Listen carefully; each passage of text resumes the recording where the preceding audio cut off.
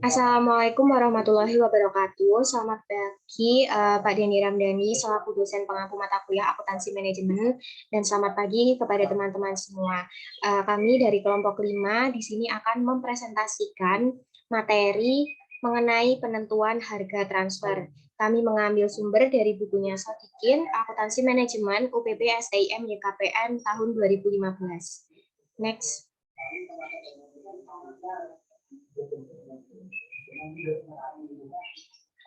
Sebelum masuk ke materi, perkenalkan kelompok kami beranggotakan 8 orang. Ada saya sendiri, Maulida Eka Fikriani, kemudian Umi Kulsum, Wisna Priyawardani, Azahra Putri Harinda, Muhammad Aji Maulana, Roma Fatnar, Nadia Aska, dan Yeni Karlina.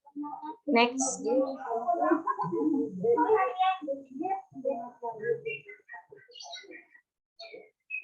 Pada materi penentuan harga transfer ini terdapat 2 subbab yang akan kami bahas, yaitu yang pertama dampak harga transfer.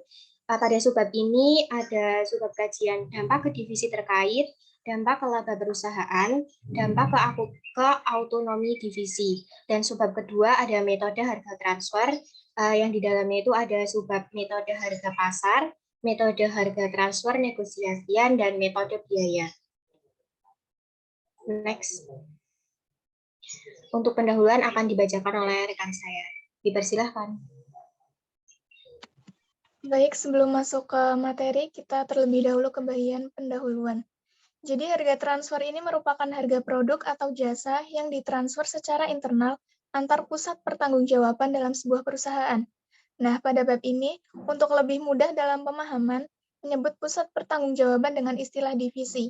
Misalnya pada divisi roda dan divisi sepeda adalah 2 pusat pertanggungjawaban dari sebuah holding company, yang mana pada divisi roda memproduksi roda yang dapat dijual ke pasar eksternal dan juga dapat dijual ke pasar internal atau divisi sepeda, karena roda tersebut menjadi salah satu suku cadang dari produk akhir yang dibuat oleh divisi sepeda.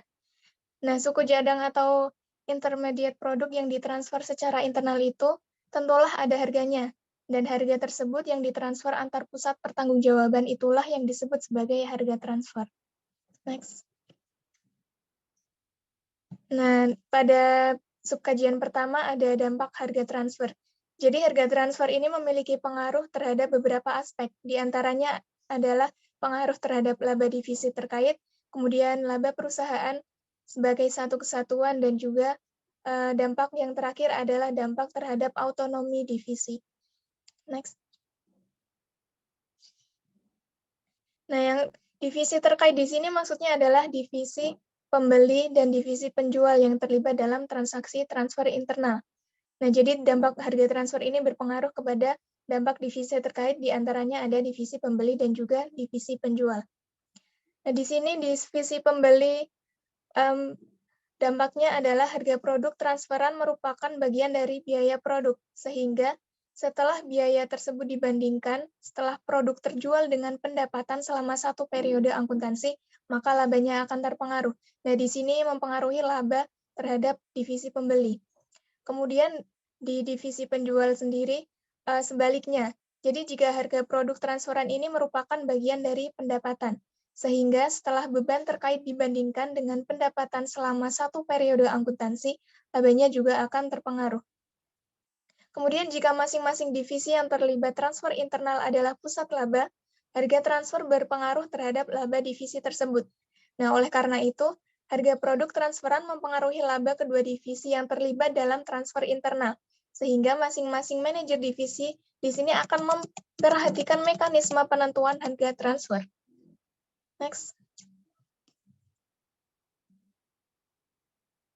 Kemudian dampak dari harga transfer yang kedua adalah dampak ke laba perusahaan. Jadi harga transfer ini mempengaruhi laba perusahaan secara keseluruhan. Nah, misalkan nih, secara ekonomis biaya produk yang relevan untuk memproduksi barang antara atau intermediate product adalah lebih murah daripada harga produk di pasar eksternal. Sedangkan divisi-divisi tidak sepakat untuk melakukan transfer internal, jadi laba perusahaannya menjadi lebih buruk. Nah, itulah sebabnya top manajemen atau manajemen pusat perusahaan ini akan memperhatikan terhadap penentuan harga transfer, terutama ketika jumlah produk antara yang dibutuhkan oleh divisi pembeli signifikan terhadap perubahan laba. Next. Oke, selanjutnya dampak ke otonomi divisi. Sebelumnya telah dibahas mengenai bahwa harga transfer itu mempengaruhi laba perusahaan dan juga mempengaruhi divisi terkait. Apabila intervensi perusahaan sangat signifikan, maka harga transfer memiliki peluang untuk mereduksi atau mengurang otonomi divisi yang terlibat dalam pentransferan produk secara internal. Sistem penentuan harga transfer harus dirancang agar sistem tersebut mencapai tujuan yang stimulan. Dalam sistem itu ada beberapa langkah-langkah yang harus diikuti. Pertama, menyediakan informasi relevan yang diperlukan untuk keputusan pemaksimuman laba perusahaan. Kedua, mendorong para manajer divisi untuk mengambil keputusan yang selaras dengan tujuan perusahaan. Ketiga, membantu mengukur kinerja ekonomi divisi. Dan keempat atau terakhir, menjaga otonomi manajer divisi agar perusahaan memperoleh manfaat secara maksimum. Next. Selanjutnya yaitu metode harga transfer. Pada prinsipnya, harga transfer adalah harga yang di dalamnya sudah diperhitungkan laba bagi divisi penjual. Dan perlu diketahui, harga transfer seharusnya tidak berbeda dari harga pasar eksternal. Untuk menjaga otonomi divisi-divisinya, perusahaan tidaklah menentukan berapa rupiah besarnya harga transfer, melainkan menetapkan kebijakan atau aturan yang dapat diterima oleh masing-masing manajer divisi. Oleh karena itu, ada beberapa aturan yang telah ditetapkan oleh pakar akuntansi manajemen, berupa 1. Harga transfer basis pasar atau market based transfer price. Kedua, harga transfer negotiation atau negotiated transfer price. Dan ketiga, harga transfer berbasis biaya atau cost based transfer price. Untuk materi yang menurut pakar tersebut akan dijelaskan oleh teman-teman pada slide berikutnya. Oke, baik, untuk selanjutnya di sini ada metode harga pasar. Perlu teman-teman ketahui, untuk subbab ini terdapat dua pasar ya. Ada pasar eksternal dan pasar internal. Jadi untuk pasar internal itu penjualnya itu akan menjual produknya pada lingkup perusahaan. Jadi antara divisi dengan divisi lainnya. Sedangkan untuk pasar eksternal, penjual akan menjualnya pada luar perusahaan. Nah, di sini terdapat pengertian mengenai harga pasar, yakni harga pasar adalah harga produk, baik barang atau jasa yang terjadi di pasar eksternal. Jadi, harga barang ini di pasar eksternal, artinya di luar perusahaan, sebagai hasil akhir dari proses tawar-menawar seluruh pelaku pasar, yaitu antara produsen dan konsumen.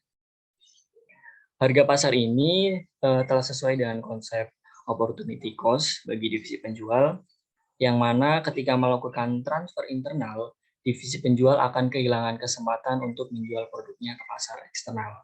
Ini jelas ya teman-teman, karena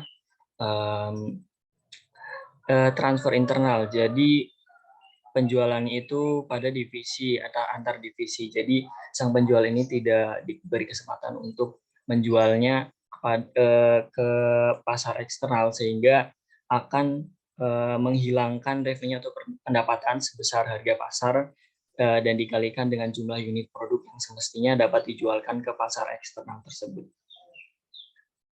Next. Nah, sebagai ilustrasi agar lebih mudah dalam memahami metode pasar, akan saya bacakan untuk skenario-nya. Skenario 1 yaitu sebuah perusahaan memiliki dua divisi, divisi roda dan divisi sepeda. Divisi roda memproduksi roda sepeda, sedangkan divisi sepeda memproduksi sepeda. Divisi roda memproduksi roda yang dapat dijual ke pasar eksternal dengan harga Rp100.000. Sebuah perusahaan memiliki dua divisi. Nah, sedangkan biaya produksi variabel dan relevan adalah Rp60.000. Sedangkan biaya lainnya yang bersifat tetap dapat dianggap tidak relevan dalam jangka pendek. Jadi margin kontribusi dari roda atau divisi roda yang relevan untuk pengambilan keputusan manajer divisi roda adalah 40.000. Divisi sepeda membutuhkan roda sebagai salah satu komponen produknya. Divisi sepeda tidak memiliki kemampuan untuk memproduksi sendiri roda dan selama ini membelinya dari pasar eksternal dengan harga Rp100.000. Nah, di sini kita diminta untuk apabila kebijakan harga transfer perusahaan adalah harga pasar, berapakah harga transfer roda? Kemudian yang B, jika terjadi transfer, berapakah dampaknya ke laba divisi roda, laba divisi sepeda, dan laba perusahaan? Kemudian yang terakhir, jika tidak terjadi transfer, berapakah dampaknya ke laba masing-masing divisi dan laba perusahaan?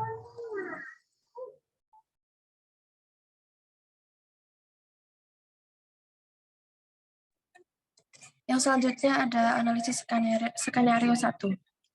Tadi kan yang ditanyakan, jika kebijakan harga transfer perusahaan adalah harga pasar, berapakah harga transfer roda?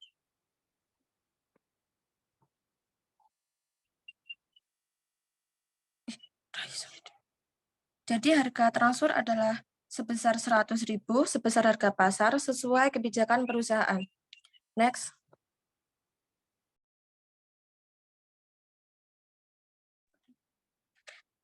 Yang selanjutnya B. Tadi kan yang ditanyakan jika terjadi transfer, berapakah dampaknya ke laba divisi roda, laba divisi sepeda, dan laba perusahaan?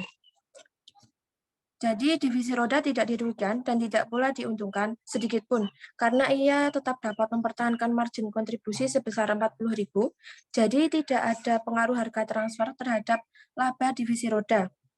Selanjutnya, divisi sepeda tidak dirugikan dan tidak pula diuntungkan sedikit pun, karena ia tetap dapat mempertahankan harga pokok barang antara sebesar 100.000, jadi tidak ada pengaruh harga transfer terhadap laba divisi sepeda. Yang selanjutnya, perusahaan tidak dirugikan dan tidak pula diuntungkan sebab out of pocket cost divisi sepeda sebesar 100.000 untuk membeli roda dari divisi roda juga diterima kembali seutuhnya oleh divisi roda dari penjualan roda ke divisi sepeda. Secara neto, margin kontribusi divisi roda tetap utuh menjadi bagian dari margin kontribusi perusahaan secara keseluruhan. Kesimpulannya, secara overall, perusahaan tidak lebih buruk atau lebih baik dengan terjadinya transfer internal sebesar harga pasar. Next. Nah, yang C, tadi pertanyaannya jika tidak terjadi transfer internal, tetapi masing-masing divisi menjual roda dan membelinya dari pasar eksternal, yaitu divisi roda tidak dirugikan dan tidak pula diuntungkan sedikit pun karena ia tetap dapat mempertahankan margin kontribusi sebesar 40.000, jadi tidak ada pengaruh terhadap laba divisi roda. Selanjutnya, divisi sepeda tidak juga dirugikan dan tidak pula diuntungkan sedikit pun, karena ia tetap dapat mempertahankan harga pokok barang antara sebesar 100.000, jadi tidak ada pengaruh terhadap laba divisi sepeda. Selanjutnya, perusahaan akan mengeluarkan out of pocket cost sebesar 100.000 untuk membeli roda dari pasar eksternal dan pada saat yang sama menerima hasil penjualan roda ke pasar eksternal sebesar 100.000. Jadi, secara neto out of pocket cost perusahaan adalah 0. Tetapi perusahaan masih memperoleh margin kontribusi sebesar 40.000 yang berasal dari margin kontribusi divisi roda. Jadi, laba perusahaan secara overall tidak terpengaruh oleh tidak terjadinya transfer internal. Jadi, kesimpulan dari skenario di atas menunjukkan bahwa harga pasar adalah ideal menjadi harga transfer. Meskipun begitu, harga pasar menjadi ideal jika kondisi-kondisi ideal berikut terpenuhi. Yang pertama, terdapat pasar eksternal untuk produk yang ditransfer. Yang kedua, pasar eksternal untuk produk yang ditransfer itu bersifat persaingan sempurna. Yang ketiga, divisi pembeli bebas untuk membeli produk sebanyak yang dibutuhkan dari sumber manapun, apakah dari pasar eksternal atau dari pasar internal. Yang keempat, divisi penjual bebas untuk menjual produk sebanyak yang dia mampu dibuat ke pasar manapun, apakah ke pasar eksternal atau ke pasar internal. Next. Slide yang selanjutnya akan dibacakan oleh rekan saya. Oke, materi yang selanjutnya itu ada metode harga transfer negosiasian. Metode harga transfer negosiasian ini merupakan sebuah metode alternatif atau dapat dikatakan metode ini digunakan jika terdapat ketidaksempurnaan di dalam pasar. Mengapa demikian? Karena mengingat bahwa dalam realitanya itu hampir tidak ada kondisi pasar persaingan yang dikatakan sempurna. Untuk contoh kasus dari ketidaksempurnaan pasar ini dapat dilihat dari seperti terdapatnya biaya distribusi yang mengurangi penerimaan bersih dari harga pasar bagi selling division atau dapat dikatakan adanya beban penjualan saat proses distribusi. Selain itu, konsep opportunity cost juga dapat digunakan untuk menjelaskan harga transfer negosiasian ini, yang mana mengartikan hasil negosiasi harus mempertimbangkan opportunity cost yang dihadapi oleh masing-masing divisi. Contoh kasus dalam hal ini biasanya diasumsikan dari sudut pandang perusahaan, yaitu harga transfer negosiasian seharusnya disetujui hanya jika opportunity cost divisi penjual lebih kecil daripada opportunity cost divisi pembeli. Untuk lebih mudah dalam pemahaman metode harga transfer negosiasian ini, berikut ilustrasi untuk skenario kedua. Next. Jadi di skenario kedua ini terdapat sebuah perusahaan memiliki dua divisi, yaitu divisi roda dan divisi sepeda. Di sini divisi roda memproduksi roda sepeda dan divisi sepeda memproduksi sepeda. Divisi roda memproduksi roda yang dapat dijual ke pasar eksternal dengan harga 100.000 dan memiliki beban pengangkutan ke gudang pembeli sebesar 10.000. Jadi nantinya jumlah bersih yang diterima dari penjualan eksternal itu sebesar 90.000. Nah, tetapi beban distribusi tersebut itu bisa dihindarkan. Biasanya disebut sebagai avoidable cost jika divisi roda menjualnya ke divisi sepeda. Jadi artinya jika divisi roda menjual ke pasar internal atau divisi sepeda dengan harga 100.000, maka jumlah bersih yang diterima dari penjualan tersebut sebesar 100.000. Kemudian untuk beban produksi variabel dan relevan diketahui sebesar 60.000, sedangkan beban lainnya yang bersifat tetap dapat dianggap tidak relevan dalam jangka pendek, yang mana nantinya akan menghasilkan margin kontribusi, yaitu margin kontribusi roda jika roda dijual ke pasar eksternal sebesar 30.000. Hasil ini diperoleh dari harga 100.000 dikurangi 10.000 itu dari beban pengangkutan, dikurangi 60.000 itu dari beban produksi variabel dan relevan. Maka diperoleh hasil margin kontribusi sebesar 30.000. Selanjutnya, margin kontribusi roda jika roda dijual ke pasar internal atau ke divisi sepeda itu sebesar 40.000. Hasil ini diperoleh dari 100.000 harga dikurangi dengan 60.000 beban produksi variabel dan relevan, maka diperoleh margin kontribusi sebesar 40.000.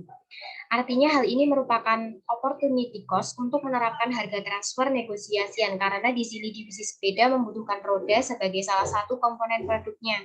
Tapi divisi sepeda itu tidak memiliki kemampuan untuk memproduksi sendiri roda, sehingga selama ini membelinya dari pasar eksternal dengan harga 100.000. Nah, dalam skenario 2 ini diminta jika kebijakan harga transfer perusahaan adalah harga transfer negosiasian, berapakah harga transfer roda? Terus yang kedua diminta jika terjadi transfer, berapakah dampaknya ke laba divisi roda, laba divisi sepeda, dan laba perusahaan. Dan yang terakhir jika diminta jika tidak terjadi transfer, berapakah dampaknya kepada masing-masing divisi dan laba perusahaan. Next.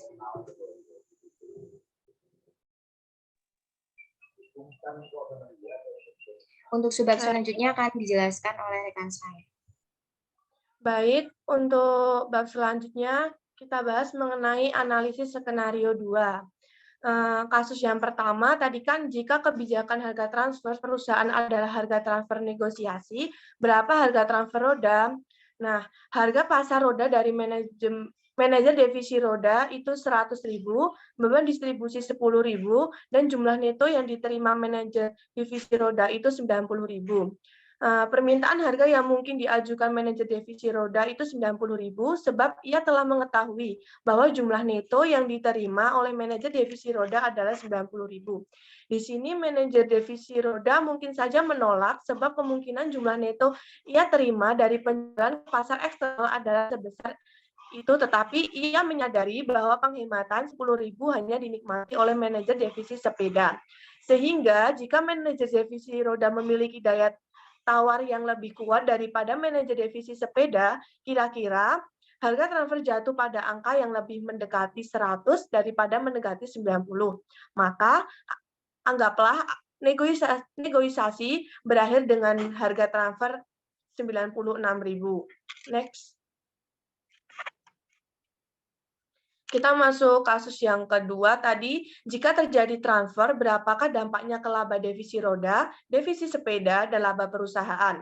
Nah, yang pertama, jika terjadi transfer internal dengan harga 96.000 tersebut, yang pertama divisi roda akan memperoleh incremental profit sebesar 6.000 yang berasal dari penghematan beban distribusi sebesar 10.000 dikurangi selisih antara harga pasar eksternal dan harga transfer negosiasi sebesar 4.000. Jadi harga transfer mempengaruhi laba divisi roda. Yang kedua pada divisi roda, pada divisi sepeda akan memperoleh incremental profit sebesar 4.000 yang berasal dari selisih antara harga pasar eksternal dan harga transfer negosiasian. Jadi harga transfer mempengaruhi laba divisi sepeda. Nah, yang terakhir pada perusahaan sendiri akan memperoleh incremental profit sebesar 10.000 yang berasal dari penghematan beban distribusi divisi roda, di mana berasal dari penjualan antara incremental profit yang diperoleh oleh divisi roda sebesar 6.000 dan incremental profit yang diperoleh divisi sepeda sebesar 4.000. Jadi harga transfer mempengaruhi laba perusahaan. Next. Nah, kasus yang terakhir di sini yaitu jika tidak terjadi transfer, berapakah dampaknya ke laba masing-masing divisi dan laba perusahaan? Nah, jika tidak terjadi transfer internal, tetapi masing-masing divisi menjual roda dan membelinya dari pasar eksternal, maka satu, divisi roda akan kehilangan kesempatan untuk memperoleh incremental profit sebesar 6.000. Yang kedua, divisi sepeda akan kehilangan kesempatan untuk memperoleh incremental profit sebesar 4.000. Dan yang ketiga, perusahaan akan kehilangan kesempatan untuk memperoleh incremental profit sebesar 10.000. Oleh karena itu, perusahaan akan kehilangan kesempatan untuk memperoleh tambahan laba sebesar 10.000 seandainya dua divisi tidak melakukan transfer internal. Manajemen teras akan terdorong untuk memaksa dua divisi tersebut untuk melakukan transfer internal. Maka dapat kita simpulkan di sini dari sudut pandang perusahaan, kasus pada skenario 2 ini adalah masalah make or buy decision dan lebih menguntungkan apabila terjadi transfer internal, yaitu keputusan untuk memproduksi sendiri produk roda. Next. Nah, materi selanjutnya adalah kelemahan harga transfer negosiasi. Ada 4 kelemahan harga transfer negosiasi. Yang pertama, manajer divisi tertentu dapat mengambil manfaat dari manajer divisi lain, sehingga manajer divisi lain itu dirugikan. Kelemahan ini terjadi apabila manajer tertentu memiliki informasi lebih lengkap daripada manajer lain. Seperti contohnya tadi pada skenario 2 ya teman-teman, bahwasanya pada manajer divisi sepeda telah mengetahui bahwa jumlah neto yang diterima oleh manajer divisi roda itu sebesar 90.000. Nah, jika manajer divisi roda tidak memiliki daya tawar yang lebih kuat daripada manajer divisi sepeda, maka kemungkinan besar harga transfer roda akan jatuh di nilai 90.000. Dengan demikian, maka divisi roda tidak akan mendapatkan incremental profit sebesar 6.000. Kelemahan yang kedua yaitu ukuran manajer mungkin terdistorsi oleh kemampuan negosiasi atau bargaining power manajer tertentu. Yang ketiga, proses negosiasi membutuhkan banyak waktu, tempat, dan beban. Dan yang terakhir, yaitu jika tidak terjadi kesepakatan, diperlukan investasi oleh top manager jika diperlukan proses arbitrase dan harus ditunjuk seorang arbitrator yang berkompeten dan memiliki reputasi tinggi. Materi selanjutnya akan dibawakan oleh rekan saya.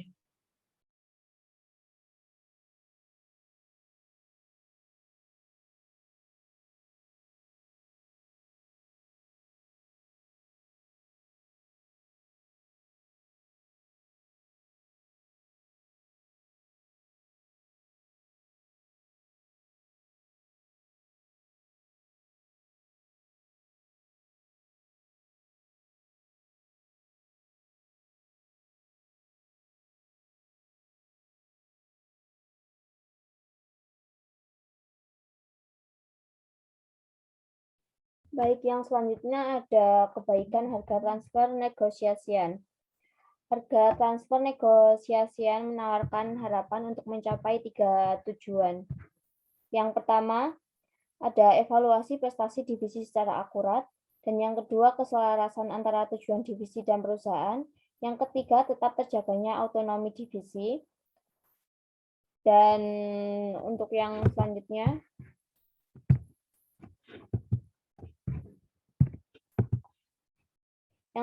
ada metode biaya. Metode biaya dipergunakan apabila tidak terdapat harga pasar kompetitif dan harga transfer negosiasian tidak dapat ditentukan. Untuk kepentingan pengukuran kinerja manajer yang menjadi dasar harga transfer adalah biaya standar, bukan biaya historis. Penggunaan biaya historis tidaklah layak karena dapat mendorong divisi penjual bekerja tidak efisien. Kalau menggunakan biaya historis, inefisiensi yang terjadi di divisi penjualan akan menjadi beban yang tak beralasan bagi divisi pembeli. Pembeban investasi tersebut jelas merugikan divisi pembeli karena divisi pembeli seharusnya tidak menanggung investasi divisi penjual barang antara. Kemudian yang selanjutnya ada biaya produksi variabel. Biaya produksi menurut variabel costing adalah biaya produksi yang bersifat variabel. Untuk kelemahan biaya produksi variabel sebagai harga transfer internal adalah bahwa divisi penjual akan melaporkan margin kontribusi total sebesar 0.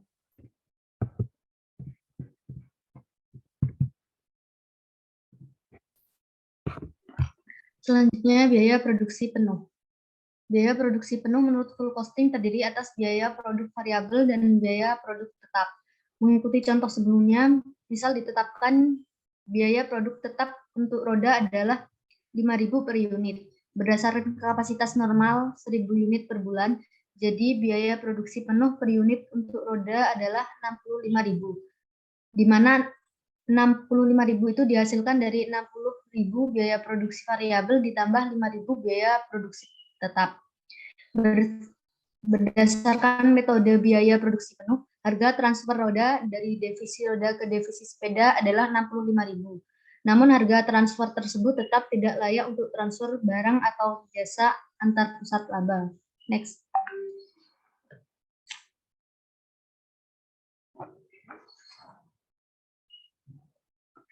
Biaya produksi plus laba. Biaya produksi plus laba adalah harga transfer yang pantas untuk pusat laba dan pusat investasi.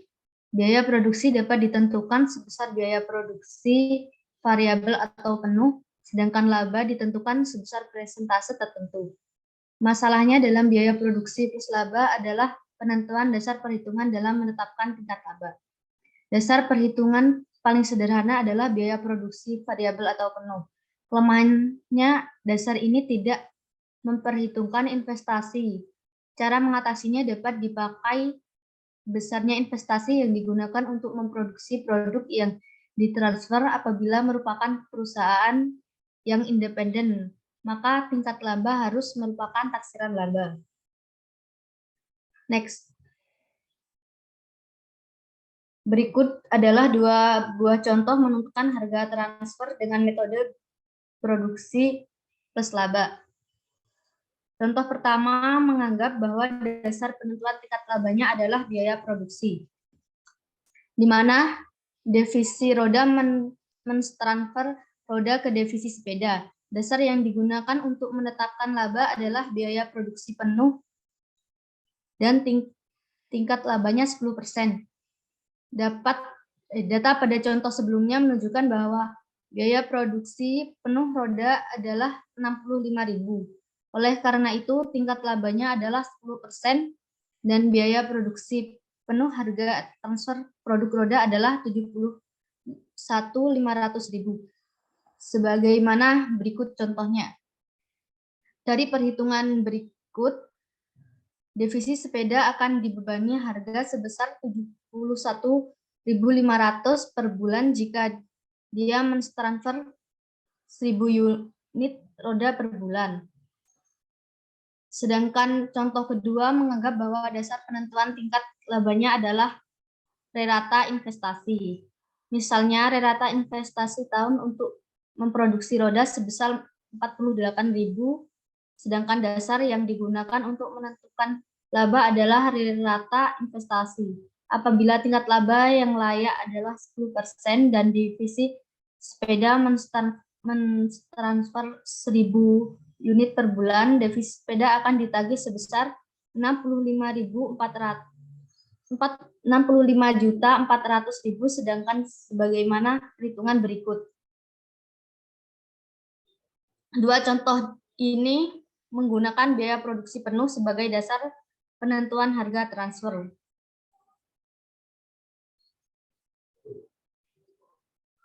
Saya kembalikan ke moderator.